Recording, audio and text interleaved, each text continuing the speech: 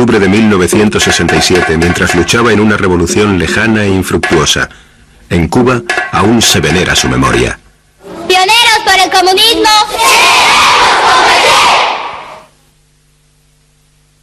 Che es admirado incluso por aquellos que menospreciaron su ideología. No fue un dirigente guerrillero o un dirigente político especialmente inteligente, pero sí fue un comandante guerrillero carismático, muy querido por la gente con la que trabajó y con la que luchó. Era el primero en ir al combate, era el hombre que se arriesgaba y no decía haz, sino vamos a hacer. El Che Guevara.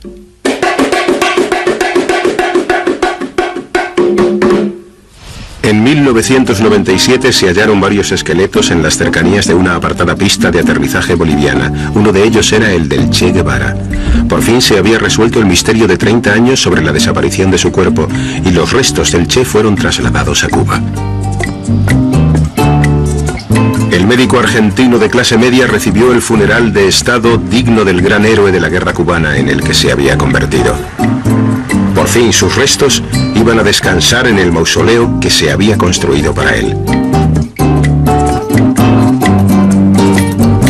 Sin embargo, detrás de una de las caras más famosas del mundo yace la historia de una vida poco conocida.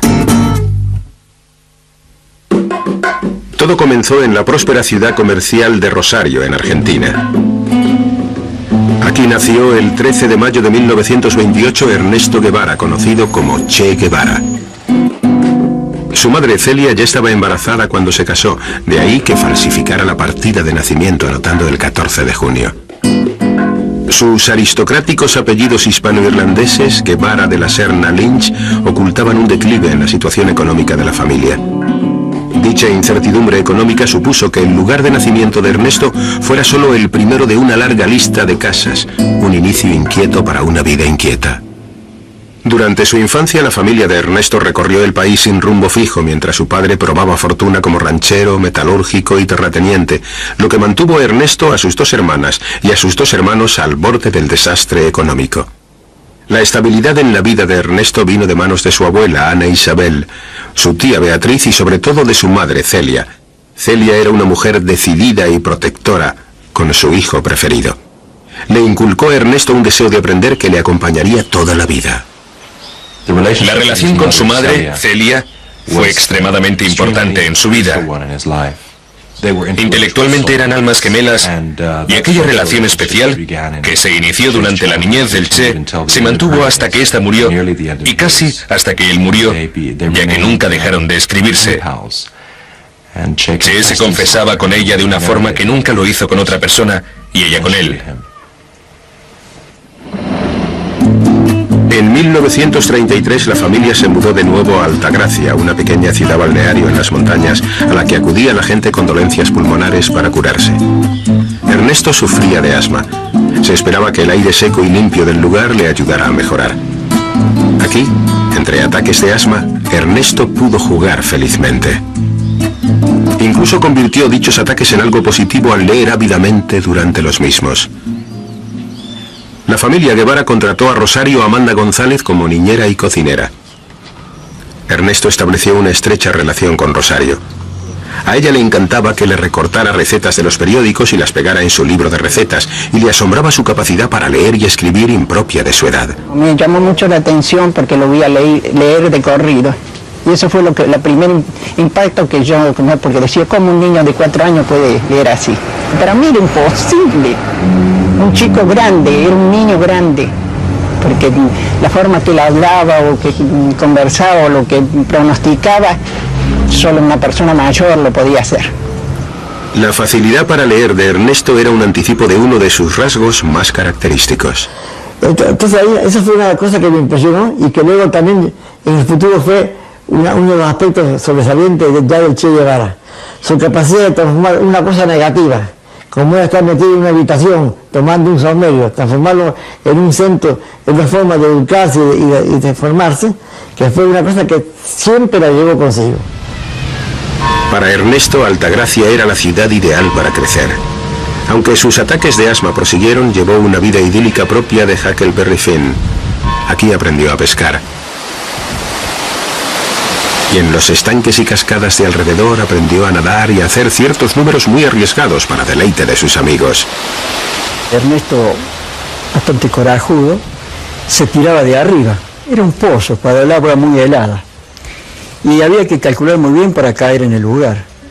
Ahí Ernesto se tiraba, no tenía problemas. No tenía problemas él, no tenía miedo, tenía coraje. Era un lugar que había que tener cuidado por las piedras, porque mucha piedra abajo. Y si uno se desviaba un poco, quizás se podía matar. Pero se tiraba bien calculado y salía bien. Sin embargo, su precaria salud seguía limitándole las oportunidades para demostrar su coraje y su habilidad física. A periodos de bienestar y de gran energía seguían otros marcados por la enfermedad. Frecuentemente Ernesto se quedaba vestido, preso de un ataque de asma, al borde de la piscina, sin poder nadar con su familia. Sufría de muchos ataques muy fuertes. Para así llegó un día a decirme, yo me voy a matar, me dice, porque no puedo resistir. Entonces yo le dije, no, Ernestito, no piense así. Puede haber una solución más adelante, qué sé yo. Es que vos no sabés lo que es querer respirar y no poder, me dijo.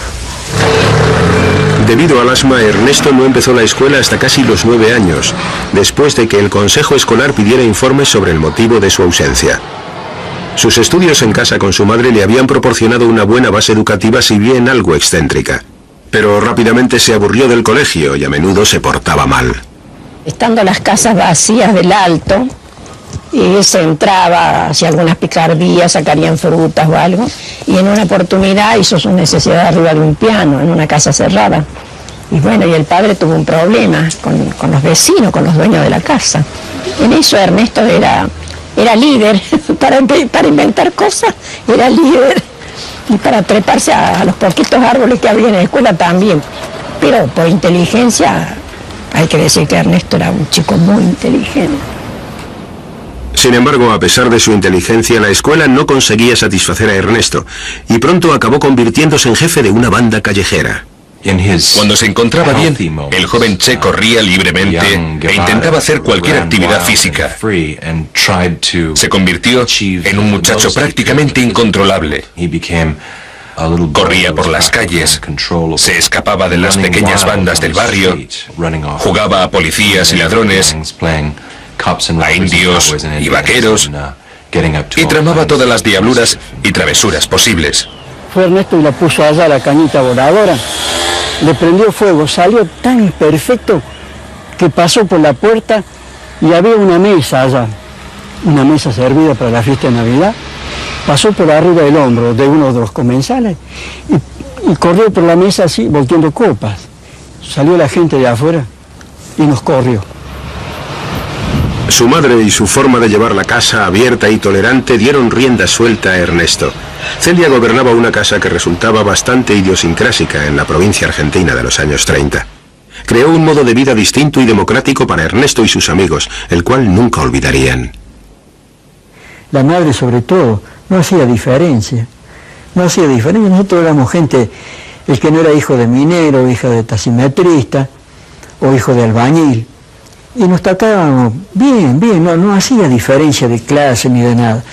Éramos como de la familia, podíamos decir. Teníamos las puertas abiertas para ir a la casa. Así adquirió Ernesto un desdén por los bienes materiales que le acompañaría toda su vida. En el colegio una vez vino sin guardapolvo y le digo, Ernestito, ¿y el guardapolvo? Y dice, se lo dejé a un chico porque la maestra mañana no le iba a dejar entrar. Sin nada. Total, yo tengo otro. Por eso vuelvo a repetir, un niño fuera de serie. Para mí, por lo menos, yo lo he entendido así. La familia Guevara dio la bienvenida al compositor español Manuel de Falla y a otras personas que habían huido del fascismo de España. La educación de Ernesto empezaba a politizarse. Era gente muy democrática y estábamos viviendo justamente en la época de la dictadura de Franco. Entonces, muchos exiliados extranjeros se reunían en la casa de los Guevara y ahí hacían sus conversaciones. El chico escucharía, estaría interiorizado. La creciente conciencia política de Ernesto empezó a notarse en el modo de tratar a los criados y su lugar en la sociedad. Ernestito dice, ¿por qué tiene que estar así tan dividida la gente? ¿Por qué él me sabía decir? Y bueno, porque el mundo es así, Ernestito. Sí, bueno, es así, pero si morir y nacer somos iguales, ¿por qué tenemos que haber tanta diferencia? Me sabía decir. Y bueno, Ernestito, pero no, ¿por qué vos tenés que ganar 20 pesos y yo tengo que ganar 100? Eso es maldad. Era un niño grande que le hacía pensar. La influencia de una vida familiar distinta se dejó notar incluso en su tiempo libre.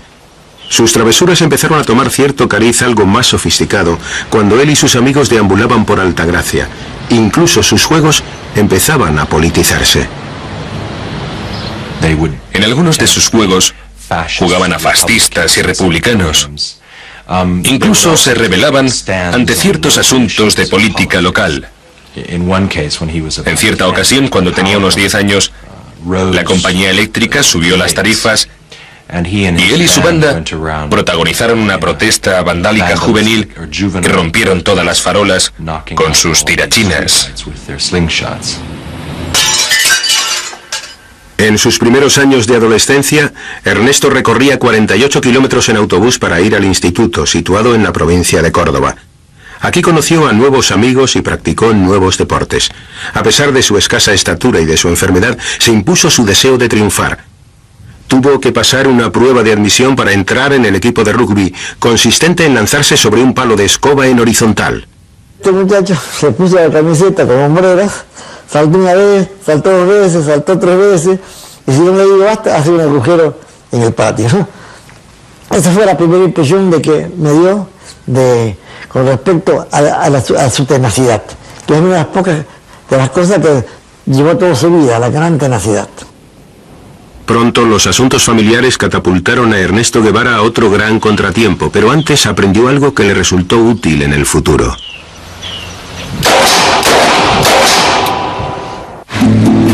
En marzo de 1947 la familia Guevara se trasladó a Buenos Aires, dejando atrás Altagracia y sus montañas. A dicho traslado le siguió otra crisis económica y la ruptura del matrimonio de los padres de Ernesto. Celia no pudo soportar por más tiempo las infidelidades de su marido. El padre de Ernesto fue desterrado al sofá, rodeado de una vida familiar ruidosa y caótica. Para el vecindario de clase media al que se trasladó la familia Guevara, su comportamiento resultaba algo excéntrico, por no mencionar a Ernesto, que con sus 18 años estaba volviendo algo más que excéntrico. El joven Guevara era bastante iconoclasta. Le gustaba destacar y al final de su adolescencia, sus amigos le pusieron el mote que a él tanto le gustaba de el chancho o cerdo. Llevaba una cazadora de nylon que nunca lavaba. Decía que sus pantalones podían quedarse de pie ellos solos. Le gustaba llamar la atención y eso era algo de lo que todos sus amigos hablaban y por lo que le recordaban. Ernesto había intentado ser ingeniero, pero la muerte de su querida abuela de apoplejía, junto a su deseo de encontrar una cura para el asma, le hicieron decidirse por la carrera de médico. En mayo de 1947 se matriculó en la Universidad de Medicina de Buenos Aires. Sin embargo, Ernesto Guevara también había desarrollado un gran deseo por recorrer mundo. La inquietud de su niñez continuaba, aunque ahora estaba solo. Montó un pequeño motor en su bicicleta y aprovechó las vacaciones para realizar un viaje en el que explorar Argentina, la Argentina que aún no conocía, un mundo nuevo. El viaje le causó una profunda impresión. Ernesto recogió en sus cuadernos los pensamientos y las ideas políticas que poco a poco iban ocupando su mente. A raíz de ese viaje se volvió sumamente reflexivo sobre lo que había visto y se empezó a preguntar sobre la política de la vida. Se podía ver que algo nuevo estaba fraguándose en su interior. Claramente tenía una visión filosófica de la situación y le interesaba discernir algunas de las respuestas a los problemas del mundo, llenando su cuaderno con lo que veía a su alrededor, el contraste entre ricos y pobres. Sin embargo, ocurrió algo que casi puso fin a los viajes de Ernesto en bicicleta y en autostop. Se enamoró. María del Carmen Ferreira, Chichina, era de familia acomodada, pero el carácter iconoclasta de Ernesto y su aspecto desaliñado no le gustaron, y tampoco sus ideas radicales y sus extraños viajes. Era muy romántico, los dos Pero era muy romántico pensar que ella, que era de una familia acomodada de la alta burguesía, no solamente de la media burguesía como Ernesto, como la familia de Ernesto, sino de la alta burguesía, iba a soportar eso de que el novio de su hija saliera en una motocicleta a recorrer América Latina. Había pocas perspectivas de matrimonio, de modo que en enero de 1952 Ernesto, acompañado de su amigo médico y jugador de rugby Alberto Granado, volvió a embarcarse en otro viaje. El viaje comprendía gran parte de América del Sur. Sin embargo, a los pocos días la moto pasó a mejor vida y los dos continuaron su viaje en diversos medios de transporte, llegando incluso a viajar de polizones en un barco. De nuevo, la expedición puso a Ernesto en contacto con los pobres. Empezó a asociar su difícil situación con las injusticias sociales impuestas por el imperialismo económico de los Estados Unidos. Así fue como empezó una relación de profundo odio hacia el tío Sam, que marcaría toda su vida. La conciencia social del médico y del estudiante les llevó a una colonia de lepra en Perú. La obstinada sinceridad de Ernesto salió a relucir cuando le presionaron para que diera su opinión acerca de un libro mediocre escrito por un experto en lepra. Yo con una rabia terrible le digo, pero Ernesto, ¿no te da vergüenza? Este hombre nos ha atendido como uno me decía, nos ha dado dinero para que vayamos al leprosario San Pablo, nos ha matado el hambre todos estos días. Y entonces, la única parte negativa que él tiene, que un mal escritor, se lo estrellaste por la jeta. Y entonces Ernesto sí puso esa cara que él ponía. Dice, pero Alberto, bueno, viste que yo no quería hablar. Es decir, él prefería no decir nada para no ofenderlo, pero si tenía que hablar, tenía que decir la verdad. Y eso es una cosa que siempre también acompañó al Che por toda su vida. Al marcharse de la colonia, los leprosos les construyeron una balsa, la Mambo Tango, con la que prosiguieron su viaje por el Amazonas. Los leprosos formaron una banda y en el momento de adentrarse en el Amazonas, tocaron un poco de música para ellos.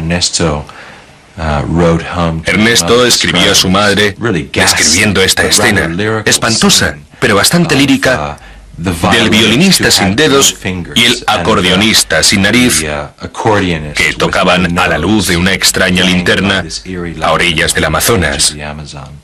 No obstante, es evidente que este tipo de contacto le afectó profundamente. La difícil situación en la que vivía la gente que había encontrado reafirmó la politización de Ernesto. En su diario escribió, no soy el mismo de antes.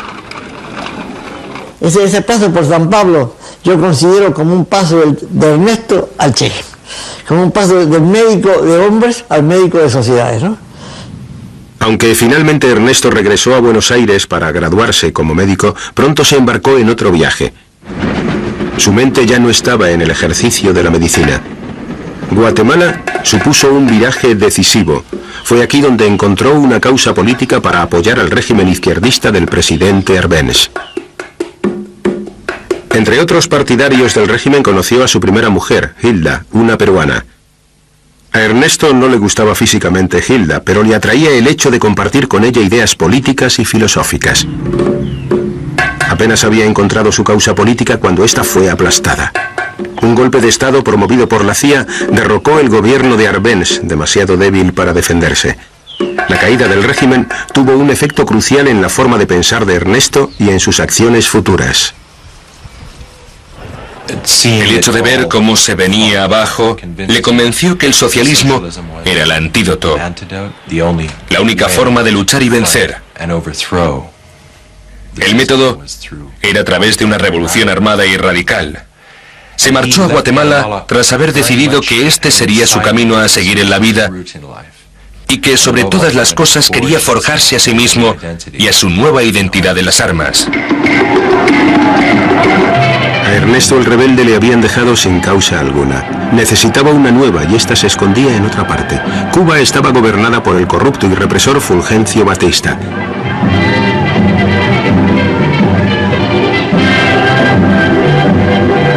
Los norteamericanos y otros extranjeros inundaban La Habana, una ciudad repleta de placeres ocultos para los de casa. El dinero y la influencia norteamericana dominaban el país, pero lejos de las lujosas salas de fiestas, había otra historia. El resentimiento y la oposición al régimen se hacían cada vez más fuertes. El líder de la oposición, Fidel Castro, atacó los cuarteles del ejército. Fue encarcelado por ello y tras su liberación se exilió a México, desde donde planeaba el derrocamiento de Batista. Ernesto Guevara ya estaba en México. Pronto él y Castro se conocerían. Castro estaba planeando invadir Cuba y Ernesto se unió a su causa pocas horas después de conocerle. Juntos conspiraron y fueron encarcelados por conspiración. Eran como dos almas gemelas infundidas de fervor revolucionario. Che había encontrado su causa y a un mentor. Si no se hubiera encontrado con Fidel no hubiera sido nada, ¿no? Pero bueno, como te digo, siempre creía en las armas, pero nunca había encontrado con alguien que lo había hecho. El hecho que dijo, que Fidel no dijo, voy a mandar una expedición, dijo, voy a invadir Cuba. Entonces, esas eran las cosas que al Che lo convencía, ¿no? El hombre que decía, que predicaba con el ejemplo. Ernesto emprendió una nueva vida con los rebeldes. Las expediciones a las montañas formaban parte de un duro plan de entrenamiento para ponerles en forma de cara a la lucha que se avecinaba. Su vida estaba cambiando radicalmente. Incluso se produjo un cambio en su identidad. Ya había empezado a llamarse a sí mismo Che, que era un apodo que los cubanos le habían puesto ya que la primera vez que le vieron estaban con otros argentinos y entre argentinos siempre se estaban diciendo Che, Che, Che, que significa hey tú. Es una muletilla, un modismo argentino. Así es como empezaron a llamarle el Che argentino, el Che Guevara. Por aquella época el Che Guevara tenía una hija, Hildita. Sin embargo, los asuntos familiares pasaron a un segundo plano ante sus ideas y sus acciones políticas. La invasión de Cuba empezó el 2 de diciembre de 1956.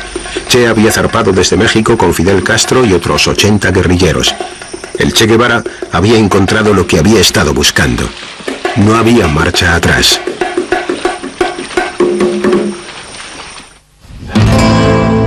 Diciembre de 1956. El Che se había unido al ejército rebelde de Castro para invadir Cuba. Al Che le habían herido en el cuello. Era el médico de los rebeldes, pero ahora decidió convertirse en un luchador.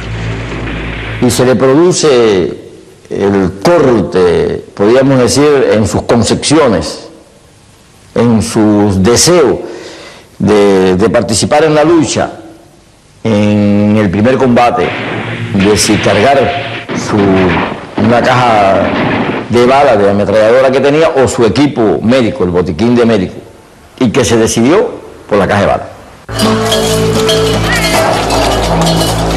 La Sierra Maestra, incluso en sus cotas más bajas, ofrece grandes problemas para transportar hasta los bienes más esenciales. Pronto los rebeldes se vieron obligados a internarse en los inhóspitos bosques. Al principio, entre el Che y los demás revolucionarios, reinaba el desorden, ya que habían perdido gran parte de su equipo. De los 82 hombres que habían desembarcado, solo 22 se habían reagrupado en Sierra Maestra. En su momento más bajo, el ejército lo componían solo 17 hombres, a quienes las fuerzas gubernamentales persiguieron durante meses. Sin embargo, con el paso del tiempo, el Che fue haciéndose un nombre entre los cubanos. Su austeridad y su abnegación en los momentos difíciles le valieron el respeto de los demás. Empezó a crearse una aurea casi mística entre los cubanos y la gente que le rodeaba, quienes le consideraban un argentino dispuesto a morir por su causa en Cuba. Fue ascendido a comandante, la graduación más alta dentro del ejército revolucionario, lo que le autorizaba a llevar su famosa estrella en la boina. Ansioso por estrenarse en su nuevo cargo, el Che decidió atacar el destacamento de la pequeña ciudad de Huesito, situado en las estribaciones de Sierra Maestra. Con dicho ataque, los rebeldes esperaban abastecerse con nuevas armas. El Che y sus hombres rodearon a los soldados del gobierno y les hicieron prisioneros, además de saquear e incendiar el destacamento. Destruyeron también los puentes de la ciudad, lo que impidió que el ejército les pudiera perseguir. Siempre con el temor de ser descubierto por las tropas de Batista, el Che al final tuvo que buscar un nuevo refugio, adentrándose aún más en las montañas. Aquí, en la mesa, los hombres se entrenaban para la lucha que se avecinaba, pero el Che también les había construido un hospital, una carnicería e incluso una fábrica de puros.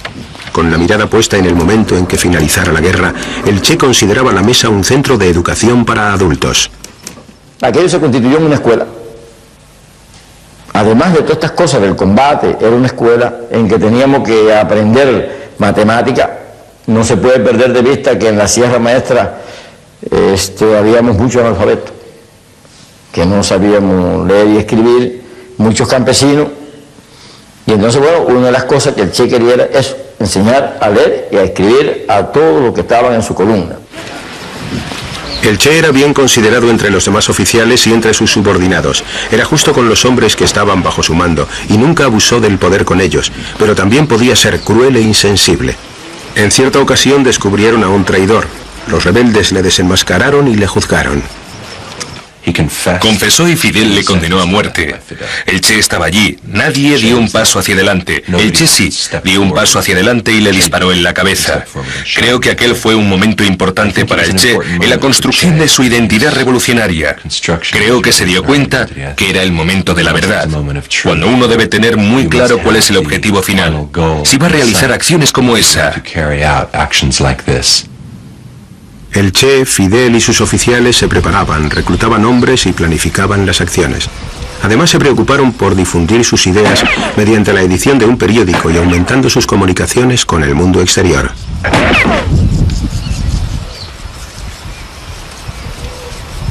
Durante todos los meses, ya son 16 los meses que hemos estado en la Sierra Maestra, han venido periodistas de... En febrero de 1958, Radio Rebelde estaba en antena retransmitiendo en directo desde la mesa.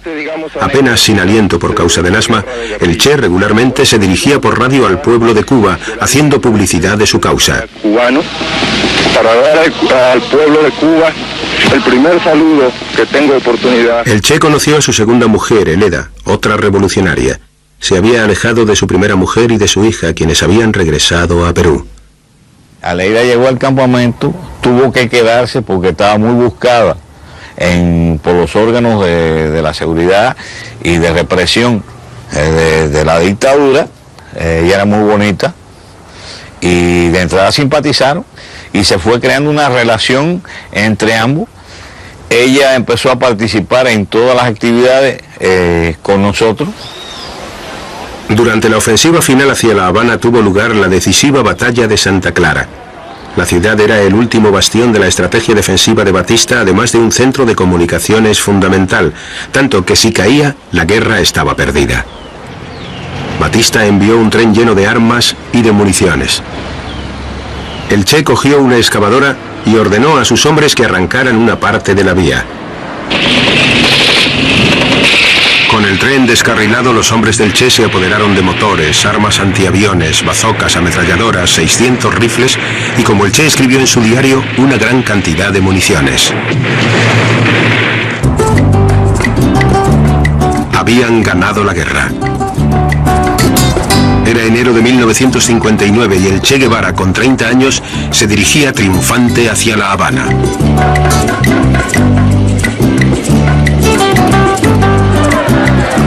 La guerra se había ganado 2 años después del casi desastroso primer desembarco en la playa.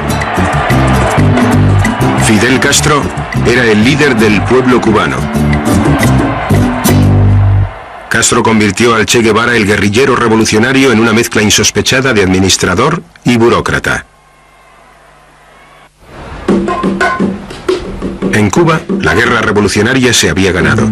Era enero de 1959 y el primer trabajo en tiempo de paz del Che Guevara fue como comandante de la fortaleza de la Cabaña, donde realmente era el jefe militar. Por primera vez el Che tenía una oficina en la que trabajar y una gran variedad de tareas administrativas que realizar. Una de ellas era supervisar los juicios de guerra a criminales y colaboradores. Había que deshacerse de los enemigos.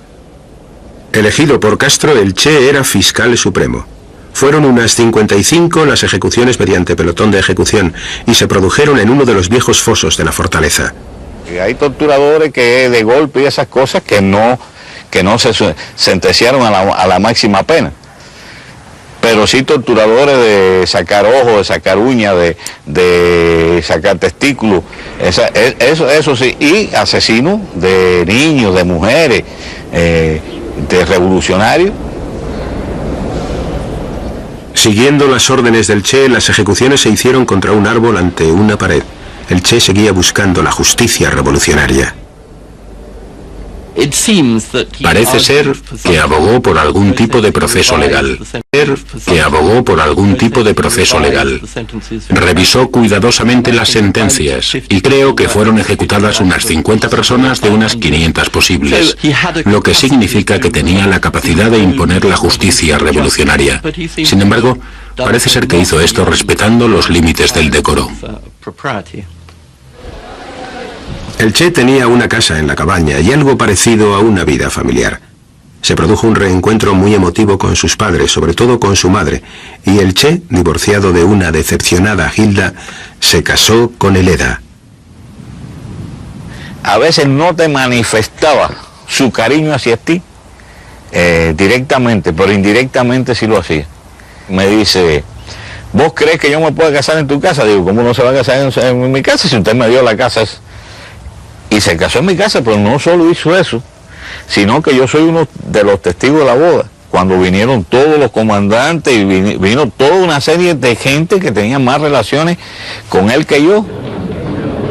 Castro también le confió al Che la misión de emisario en el extranjero, lo que le llevó a viajar por todo el mundo en busca de apoyo para el nuevo régimen.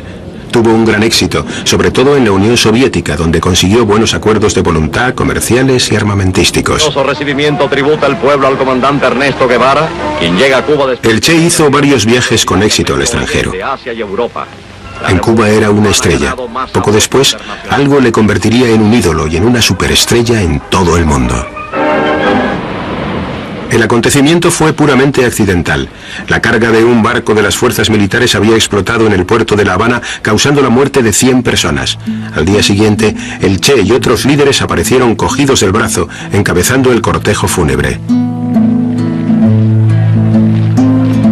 Un poco más tarde, un fotógrafo divisó al Che mientras escuchaba las oraciones funerarias y casi por accidente hizo la fotografía más famosa del Che y una de las imágenes más famosas y más influyentes del siglo. Conocí a Guevara una noche en una embajada de La Habana. Estaba paseando, con la camisa abierta hasta el pecho. Era un hombre joven y sumamente atractivo. Recuerdo que la gente dejó de hablar cuando él entró. Fue algo extraordinario. Era como una estrella del rock. Era de esa clase de personas que cuando entran en un sitio ejercen esa especie de efecto carismático sobre los demás. No se preocupen, porque no es de mi propia inspiración, como dicen. Castro nombró al Che director del Banco Nacional. El banquero novato recompensó la fe que Castro había depositado en él al sacar de Fort Knox las reservas de oro de Cuba, salvando a Cuba de la bancarrota cuando los Estados Unidos congelaron sus activos. El riguroso Che se tomó muy en serio su nuevo trabajo. Era muy frecuente verlo a las 12 de la noche leyendo un libro, una novela o estudiando matemáticas para poder dominar la ciencia de gestión de toda la industria. Y a veces estaba en el propio baño de la habitación y leyendo permanentemente. El Che tuvo 4 hijos más con Heleda. Su primera familia había vivido los tiempos de guerra y la segunda el tiempo de paz. Sus nuevas obligaciones, tanto oficiales como voluntarias, le dejaban poco tiempo para la vida doméstica. Prácticamente toda la semana la pasaba trabajando y estudiando y apenas el domingo era que tenía unas horas para la familia. Incluso el domingo también hacía trabajo voluntario y esto siempre trae como consecuencia, ¿no? Digamos, esta duma que tengo, que no, en el recuerdo, ¿no? No tengo vivencias con mi padre. El armamento convencional soviético había estado llegando a Cuba a raudales. Cuando las armas subieron de categoría, estalló la crisis con los Estados Unidos. La Unión Soviética había instalado misiles nucleares en suelo cubano. Su objetivo eran los Estados Unidos, el país que el Che tanto odiaba. Guevara era un antiamericano a ultranza. Odiaba de verdad a los americanos.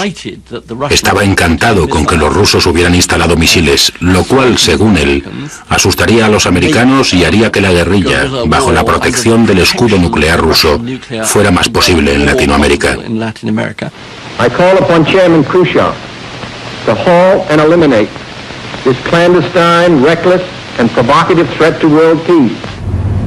La Unión Soviética recapituló y los misiles fueron retirados. El Che perdió toda posible fe en la Unión Soviética y en su forma de comunismo. Guevara estaba realmente furioso. Pensaba que nadie antes había sido tan pusilánime. Básicamente, pensaba que hubiera sido mejor haber ido al borde de una guerra nuclear. Es como si no le hubiera importado que todo Estados Unidos hubiera desaparecido del mapa. Es algo típico que alguien que no sabía nada sobre armas nucleares y sus efectos tomara esta actitud absolutamente inflexible. Las ideas políticas inflexibles del Che no tenían cabida en una Cuba en tiempos de paz. Naturalmente apoyó a los norvietnamitas, pero había nuevos países que necesitaban su ayuda, nuevas revoluciones por las que luchar. El Che era el hereje sin pelos en la lengua que tenía una fe mística en su visión de cambio. Un cambio dramático. Y llegó el momento en que el Che tenía que marcharse. El Che había completado su trabajo como administrador en La Habana. En el fondo era un revolucionario. A principios de 1965 surgió en Centroamérica la oportunidad de una nueva revolución. Había renunciado a las comodidades de su casa en La Habana para seguir la revolución armada. En abril de 1965 fue el líder de la insurrección apoyada por Cuba ocurrida en el Congo, pero surgieron problemas con sus aliados africanos. Los soldados se iban a los burdeles que había en la parte del lago que daba a Tanzania. Y normalmente se iban durante los fines de semana incluso con sus novias. En mi opinión, Guevara pensó que aquello era increíblemente indisciplinado y nada serio. La aventura resultó un desastre, y en poco tiempo el Che y sus soldados se habían retirado. Para los cubanos, sus camaradas africanos eran soldados poco satisfactorios. No sabían encarar el fusil, no sabían cerrar un ojo, era muy difícil cerrar el ojo para buscar el ojo directriz. Todas estas cositas aparentemente se resolvían en un día, pero no era en un día. No, se negaban a hacer trincheras, porque decían que los huecos eran para los muertos. Fue en el Congo donde el Che recibió la noticia de la muerte de su madre. Había perdido a su alma gemela, a su mejor amiga de toda la vida. Siempre había estado muy unido a su madre. No había podido decirle antes de abandonar Cuba en qué estaba metido. Sintió profundamente no haberle contado nunca lo que estaba haciendo. Su muerte le afectó mucho. Estaba muy deprimido.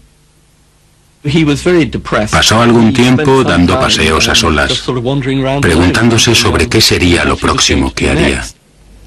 La cara del Che, una de las más famosas del mundo, iba a experimentar una increíble transformación. Para poder entrar y salir del Congo en secreto, su aspecto cambió radicalmente. Para su próximo y último destino tenía que cambiar aún más.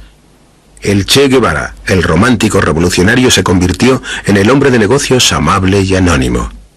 Tomamos impresiones de la arcada dentaria con el objeto de aumentarle la dimensión vertical entre la base de la nariz y el mentón, que le daba un aspecto de medio bobalicón, ¿no? Le traje un detalle que era muy conocido, que es una punta que él tenía, no sé si se fijan en la fotografía, pero hacerle, pronunciarle unas entradas. Todo esto se hizo sin anestesia, con cera. Fidel Castro siempre estuvo informado de los disfraces del Che. Cuando el Che partió para su última misión fue a despedirse del revolucionario, del que nadie hubiera sospechado cuando partió para Bolivia. El Che vio en Bolivia un mero trampolín para su objetivo final, crear una revolución en su tierra natal, Argentina. Sin embargo, iba a ser su perdición. De manera arrogante, el Che se enfrentó a su único aliado potencial. Cuando llegó a Bolivia, lo primero que dijo cuando conoció al jefe del Partido Comunista fue: el jefe soy yo. El fracaso de la campaña no se hizo esperar. La gente a quien se suponía debía ayudar le abandonó. Poco después le descubrieron. El Che y sus hombres, empujados por el ejército, se internaron en esa selva del sur de Bolivia, llena de árboles con espinas y zonas inhóspitas y sin agua. Los hombres empezaron a caer uno tras otro. El propio Che ni siquiera tenía botas, sino unos trozos de cuero atados a los pies. El Che, gravemente enfermo de asma, quebrantó una de sus reglas de oro sobre el secretismo en el campo de batalla. Que como estamos avanzando por los caminos, como estamos contactando con los campesinos están informando al ejército de la presencia de nosotros, y eso es realmente muy peligroso para nosotros. Estábamos obligados realmente por las condiciones concretas en las cuales nos encontrábamos a violar esta regla. ¿No entiende? Realmente, esos son fallos. Permitieron realmente que el ejército conociera por dónde nosotros estábamos, cómo llegamos a Higuera, cómo que nos pudieran realmente tratar de ir cercando. El Che fue capturado. Le encarcelaron durante una noche y un agente de la CIA le informó de que le iban a ejecutar. El Che reaccionó palideciendo, poniéndose más blanco que la pared, pero rápidamente se calmó y dijo: bueno, mejor. Nunca me habrían capturado vivo. Diga a mi mujer, Eleda, que se vuelva a casar y que intente ser feliz. Y dígale a Fidel que la revolución triunfará. Los agentes de la CIA dijeron que aquel hombre sintió ganas de abrazar al Che. Luego salió de la habitación y le hizo una señal al hombre que estaba esperando fuera, un sargento borracho del ejército boliviano, para que entrara y le disparara del cuello hacia abajo, de modo que pareciera que había muerto por las heridas recibidas en la batalla. El Che estaba esperando y parece ser que le impactó ver el estado en que se encontraba el Che y no pudo dispararle. El Che le dijo: dispara, cobarde, solo vas a matar a un hombre. En octubre de 1967 al cadáver del Che se le inyectó aldehído fórmico para evitar su descomposición y fue mostrado al mundo con orgullo y ostentación. A los bolivianos les preocupaba que la gente no creyera que ese cuerpo era el del Che. Por eso lo que hicieron fue que le acicalaron la cara, la cual fue fotografiada y dio la vuelta al mundo, tanto que parecía que estaba vivo.